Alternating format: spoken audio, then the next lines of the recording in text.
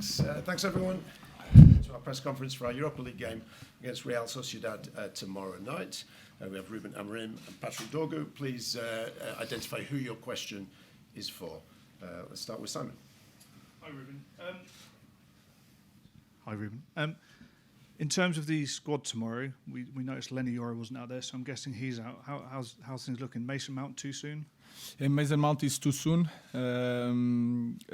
Lenny's out. Harry Maguire cannot play this one, but I hope to have him for Sunday. Manu is on the squad, and I think there is no one returning. Is Lenny a long-term thing? Or? No. It's not a long-term, but he cannot play this game and the other game. Just wanted to ask as well, the stadium plans were unveiled yesterday. What did you make of them when you saw them and the project this club has?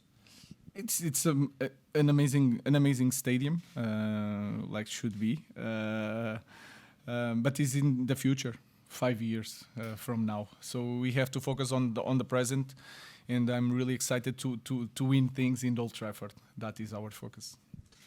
Ruben, Simon Stone, BBC. Sir Jim Ratcliffe gave some interviews this week, and he praised you personally, but then made some rather disparaging comments about some of your players being either not good enough or being overpaid.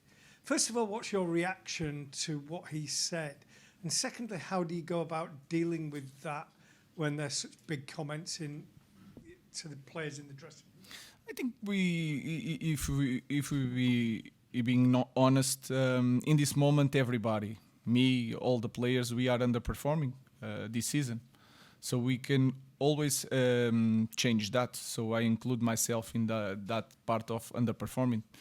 And you are talking about players like Casemiro, for example, that won everything. And we know that these kind of players can play so much better. So that is the focus, and he was honest on that. So the focus is to change his mind and to change all the people's minds. Do you have confidence the players will have that attitude? They will have heard those comments as well. The likes of Casemiro, they will go out and try and prove the owner wrong? Yeah, I think it's the right way to do it. If you are a top player and you play in this club, even me, a lot of people say that I'm not good enough for the club, and my feeling is that you can change that with results. So I think they in training I feel that they want this really bad, and especially for tomorrow. Paul. Hi Ruben. Another thing that Jim Ratcliffe was speaking about was his relationship with you. He said you quite often have quite frank conversations between yourselves. Can you just give us a bit more insight into that and what your working relationship is like with him? It's really good since day one. I think we are really blunt and honest with each other. It's a little bit the character. We are quite similar. That I always felt the support of the board, and especially from Sir Jim. I cannot tell you the conversations, but are simple conversation, clear conversation, and honest conversations. James. Ruben, you just on your own future, you're very honest and very candid, and you have been in recent weeks. And you say everything will always be governed by results, but the owner and the chief executive were incredibly supportive of you this week. Does that give you a lot of confidence that they view you as a vital sort of part of this long-term project? I already knew that. All these conversations I already had in the past with them. After matches, they went to the dressing room, talked to me to explain this, but to say it publicly is really good for the coach. But I continue to say the same thing. We need results and we need to improve the team. But since day one, I felt the support from everybody here. I will take one for Patrick. Beth. Hi, Patrick. What was it about Ruben Amorim, his system, and Manchester United that made you want to join? Yeah, obviously I saw Ruben in Sporting before he came, and I could already see the ideas he had. So it's a very attacking system, and I would like to get in the box and score goals, and obviously also defend.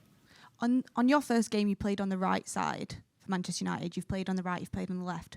Which side do you personally prefer playing on? I don't have a preferred. It's just it's the boss that takes a decision, and I'm comfortable playing on both sides. And then quickly, Ruben, to you as well. Sir Jim recently spoke and he said that Manchester United would have run out of money by December 2025.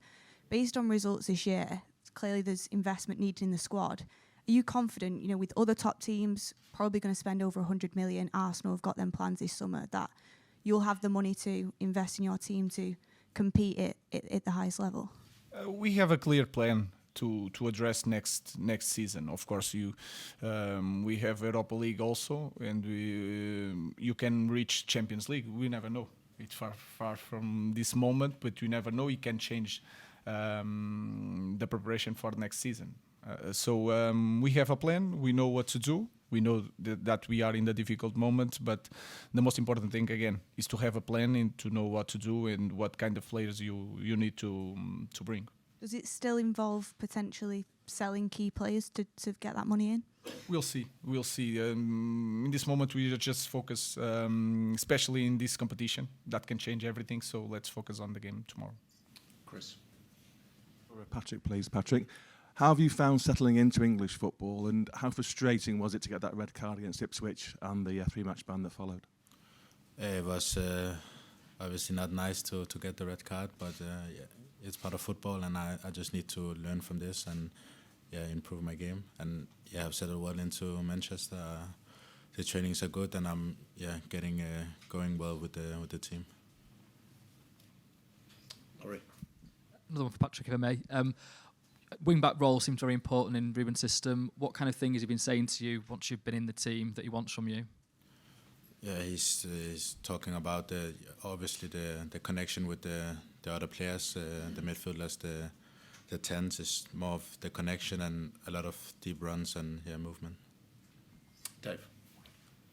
Hi, Ruben. You mentioned everything can change if you were to go all the way in the Europa League this season. I know that's not the immediate sort of thought, but how important is this competition in terms of keeping your season alive, given the position you're in the Premier League? Yeah, in that context is also important. Give us more energy to continue the season.